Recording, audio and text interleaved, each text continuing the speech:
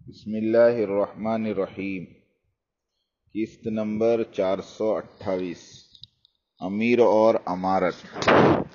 آزاد خیال کسی کو امیر نہیں مان سکتا۔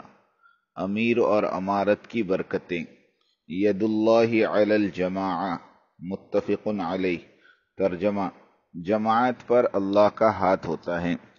یہ فضیلت صرف جماعت کے لیے مختص ہے۔ 3 آدمی ہو لیکن جماعت کی شکل میں ہو تو یہ فضیلت ان کے حصے میں آ گئی، لیکن 3000 آدمی ہو اور شورا کی شکل میں ہو تو یہ فضیلت ان کے حصے میں نہیں آئے گی۔ اس کی وجہ یہ ہے کہ جماعت بغیر امیر کے نہیں ہوتی اور شورا کا کوئی امیر نہیں ہوتا، اور جس کا کوئی امیر نہ ہو اس کا شیطان امیر ہوتا ہے۔ متفق علیہ۔ اور آزاد خیال لوگوں کو امیر اور امارت ہضم نہیں ہوتی۔ وَيَقُولُونَ طَاعَةٌ فَإِذَا بَرَزُوا مِنْ عِنْدِكَ بَيَّتَ طَائِفَةٌ مِّنْهُمْ غَيْرَ الَّذِي تَقُولُ وَاللَّهُ يَكْتُبُ مَا يُبَيِّتُونَ فَأَعْرِضْ عَنْهُمْ وَتَوَكَّلْ عَلَى اللَّهِ وَكَفَى بِاللَّهِ وَكِيلًا۔ یہ کہتے تو ہیں کہ اطاعت ہے، پھر جب آپ کے پاس سے اٹھ کر باہر نکلتے ہیں تو ان میں کی ایک جماعت جو بات آپ نے یا اس نے کہی ہے اس کے خلاف راتوں کو مشورے کرتی ہے۔ ان کی راتوں کی بات چیت اللہ لکھ رہا ہے، تو آپ ان سے منہ پھیر لیں اور اللہ پر بھروسہ رکھیں، اللہ تعالیٰ کافی کارساز ہے۔ فائدہ: بات لفظ طاعت سے شروع فرمائی، یعنی وہ منافقین مومنین کی مجلس میں ہوتے تو کہتے کہ ہم تو اطاعت کریں گے، مانیں گے، سرنگو رہیں گے، اور جب علیحدہ اپنے لوگوں کے ساتھ ہوتے تو راتوں کی تنہائی میں اسی اطاعت والی بات کے خلاف مکر و فریب کی تدبیریں سوچتے ہیں۔ اللہ تعالیٰ اپنے رسول صلی اللہ علیہ وسلم کو تسلی دے رہے ہیں کہ ان کی اس دو رخی سے آپ پریشان نہ ہوں۔ اللہ ان کی اس بیہودہ سازشوں کو بے نقاب کرنے کے لیے کافی ہیں۔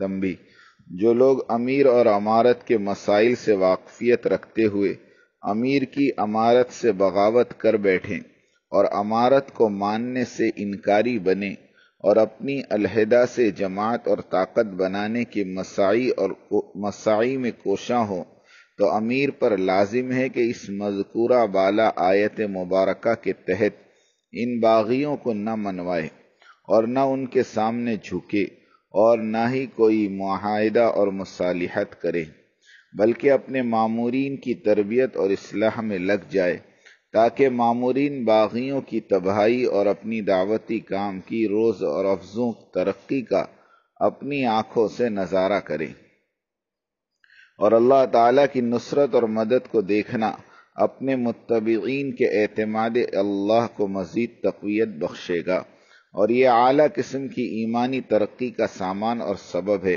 اور اس موڑ پر امیر کا باغیوں کے سامنے سرنگو ہو جانا مامورین کو تذبذب اور وسوسوں میں جھونکنے کے مترادف ہوگا، اس لیے کہ مذکورہ بالا آیات میں صراحت کے ساتھ حکم دیا جا رہا ہے کہ فَأَعْرِضْ عَنْهُمْ وَتَوَكَّلْ عَلَى اللَّهِ وَكَفَى بِاللَّهِ وَكِيلًا۔ منہ موڑ لے ان سے اور بھروسہ کر اللہ پر، اور اللہ تعالیٰ کافی و وافی ہے، یعنی اللہ ان مخالفین کو خود نمٹ لے گا، یعنی باغیوں کو مزید سمجھانے اور منانے کی ضرورت نہیں ہے۔ تنبیہ: مظلوم اور باغی میں فرق ہے۔ مظلوم وہ ہے کہ جسے نکال دیا گیا ہو، اور باغی وہ ہے جو خود سے نکل کر بھاگا ہو اور دوسری جماعت اور گروپ بنا لیا ہو، اور فتنہ خبیثہ عالمی شورا والے خود بھاگے ہیں اور علیحدہ سے جماعت بنا کر فساد برپا کر رہے ہیں۔ طلب اور عجب: جس کے اندر اپنی تربیت کی طلب ہو وہ کبھی نہیں جائے گا چاہے اسے نکال دے۔ صحیح حدیث میں ہے کہ اگر تم امیر سے ناخوش بھی ہو تو بھی اس کی اطاعت کرو، اور اگر ساتھ چھوڑ دو گے تو جہالت کی موت مرو گے۔ کتاب المغازی، ہر مستند کتب حدیث میں یہ روایت موجود ہے۔ ناگواری کے باوجود جمے رہنا اولو العزم لوگوں کا کام ہے۔ میاں جی عبد الرحمن نور اللہ مرقدہ کا فرمان: اچھے امیر کے ساتھ چلو گے تو امیر تربیت کرے گا، مگر بگڑے ہوئے امیر کو برداشت کرو گے اور اس کے ساتھ چلتے رہو گے تو اللہ تمہاری تربیت کرے گا۔ میاں جی عبد الرحمن صاحب رحمۃ اللہ علیہ نے مجھ سے سن 78 میں فرمایا تھا کہ جس وقت میں نے ایک جابر قسم کے امیر کے ساتھ جانے سے انکار کیا تھا، اور واللہ اس سفر سے جس قدر مجھے فائدہ ہوا پوری زندگی کے اسفار سے نہیں ہوا۔ جمتے وہی ہیں جنہیں اپنی کمی اور کوتاہی کا احساس ہو اور اپنی اصلاح کی فکر ہو۔ حضرت مجذوب کو حضرت تھانوی رحمۃ اللہ علیہ نے خانقاہ سے باہر نکلوا دیا اور وہاں سے بھاگے نہیں، پارٹی نہیں بنائی، حضرت تھانوی کے خلاف نہ بغاوت کا اعلان کیا، البتہ سیڑھیوں پر پڑے رہے، خانقاہ نہیں چھوڑی۔ جب حضرت تھانوی رحمۃ اللہ علیہ باہر جانے کے لیے تشریف لائے تو دیکھا کہ پروفیسر خواجہ عزیز الحسن مجذوب ایک بھکاری کی طرح سیڑھیوں پر پڑے ہوئے ہیں، تو حضرت تھانوی نے فرمایا تم ابھی تک یہی ہو؟ تو مجذوب نے شعر پڑھتے ہوئے جواب دیا، ادھر تو در نہ کھولے گا، ادھر میں در نہ چھوڑوں گا، حکومت اپنی اپنی ہے، کہیں تیری کہیں میری۔ حضرت تھانوی نے خادم سے کہا کہ اسے اندر لے لو۔ آزمائش اور دل خراشی دعوتی کام کی سوغات ہیں۔ آزمائش دعوت کی روح ہے۔ جو دعوت اور جو داعی آزمائشوں سے خالی اور پاک ہو اس کی دعوت میں کھوٹ ہے، وہ اور اس کی دعوت ادھوری ہے۔ دعوتی بریانی آزمائشی یخنی کے بغیر بن ہی نہیں سکتی۔ مصیبتوں میں ذمہ داروں کا فرار ایسا ہی ہے جیسے سپاہی میدان جنگ چھوڑ کر بھاگ جائے۔ یہی تو یوم الزحف ہے۔ ہم تو جیتے ہیں کہ دنیا میں تیرا نام رہے، کہیں ممکن ہے کہ ساقی نہ رہے جام رہے۔ مرکز کے مقیمین کے جذبات اسی شعر کے مانند ہو۔ عجب کہتے ہیں خودی کی بیماری کو، یعنی میں اچھا ہوں، بہتر ہوں، میں سنور گیا، ترقی پا لیا، اپنی ذات سے مطمئن ہو کر خوش رہنا۔ اور یہ مرض غرور اور کبر کی وجہ سے پیدا ہوتا ہے۔ جو خود کو بہتر سمجھتا ہے تو پھر اپنی بات چلاتا ہے اور مصر رہتا ہے کہ میری چلے، اور نہ چلنے پر اپنی خوبیاں گنوا کر بڑائی جتاتا ہے۔ قوم نوح میں یہی دو بیماریاں تھیں جس سے وہ ہلاک ہوئے اور انہیں ہدایت بھی نہیں ملی۔ وَأَسِرُّوا وَاسْتَكْبِرُوا اسْتِكْبَارًا سورہ نوح۔ اور وہ اپنی بات پر ڈٹ جاتے تھے اور وہ متکبر تھے۔ یہ بات مرکز چھوڑنے والے ان بڑوں میں پیدا ہو گئی اور وہ اپنی بڑائی ثابت کرنے کے لیے مرکز نظام الدین کو خیرباد کر دیا۔ اللہ تعالیٰ انہیں اپنے فضل و کرم سے بعافیت لوٹائے۔ یہ سب انشاءاللہ مرکز نظام الدین لوٹیں گے۔ جناب احمد لاڈ صاحب اور ولی بھائی بھروچی اور سب ساتھی ایک دن ڈیوزبری مرکز اور مرکز نظام الدین لوٹیں گے، مغلوب ہو کر نہیں بلکہ قلوب کے انشراح کے ساتھ۔ اور حضرت جی مولانا سعد صاحب، کریم ابن کریم ابن کریم ابن کریم، ان حضرات کا اکرام بھی ان کی شایان شان فرمائیں گے۔ یا عبادی الذین اسرفوا علی انفسہم لا تقنطوا من رحمت اللہ، اے وہ میرے بندو جنہوں نے اپنے اوپر ظلم کیا ہو انہیں اللہ کی رحمت سے نا امید نہیں ہونا چاہیے، اور ہمیں اپنی اصلاح کی توفیق مرحمت فرمائیں۔ مفتی فدا صاحب زید مجدہ 4 ماہ پیدل جماعت میں UK میں چل رہے ہیں۔ ان کی جماعت کے ایک ساتھی کو حضور اکرم صلی اللہ علیہ وسلم کی خواب میں زیارت ہوئی۔ آپ نے فرمایا ہمارے ساتھی دعوتی کام کی حفاظت کے لیے بہت کوشش کر رہے ہیں، ہم ان سے بہت خوش ہیں، اور ان تمام کو ہمارا سلام کہنا۔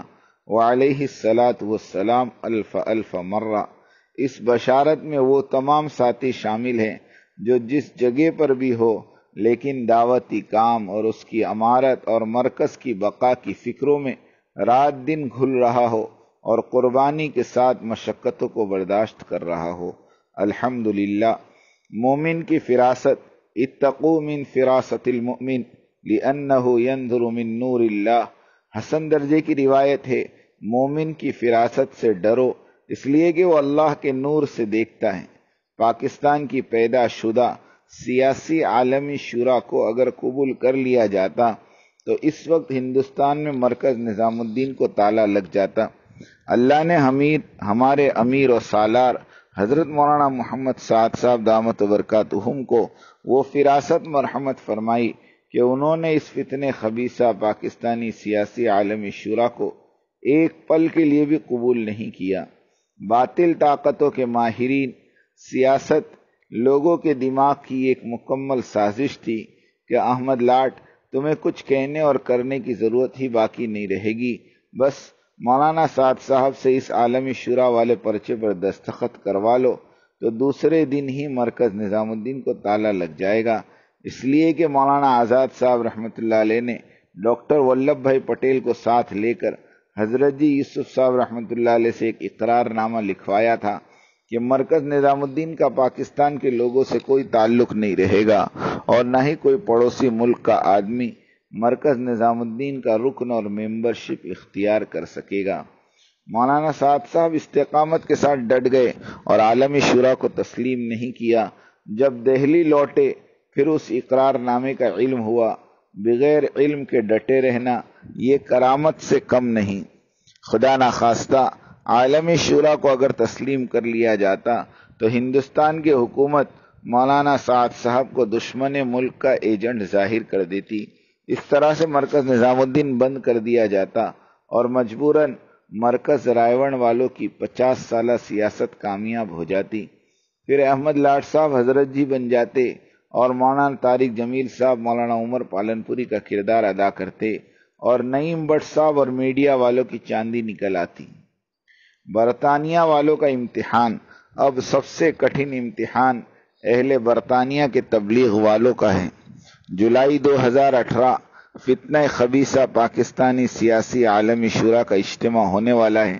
اس اجتماع کا مقصد برطانیہ کے تبلیغ والوں کو مرکز نظام الدین کی امارت سے بدظن کرنا اور دور کرنا اور فساد اور فتنہ برپا کرنا ہے۔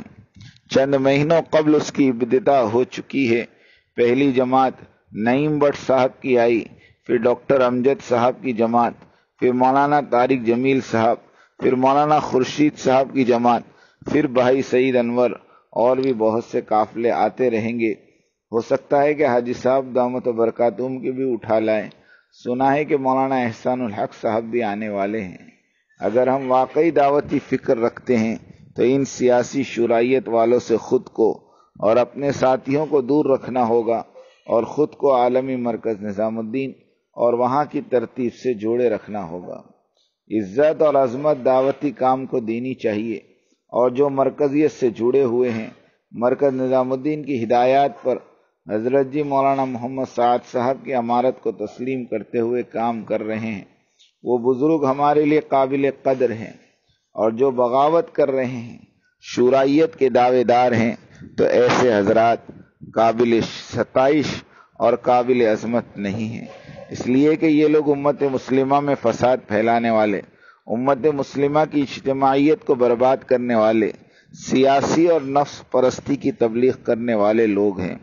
امت مسلمہ کی اجتماعیت سے اور اسلامی شریعت کے نظام امارت سے ان کا کوئی تعلق نہیں۔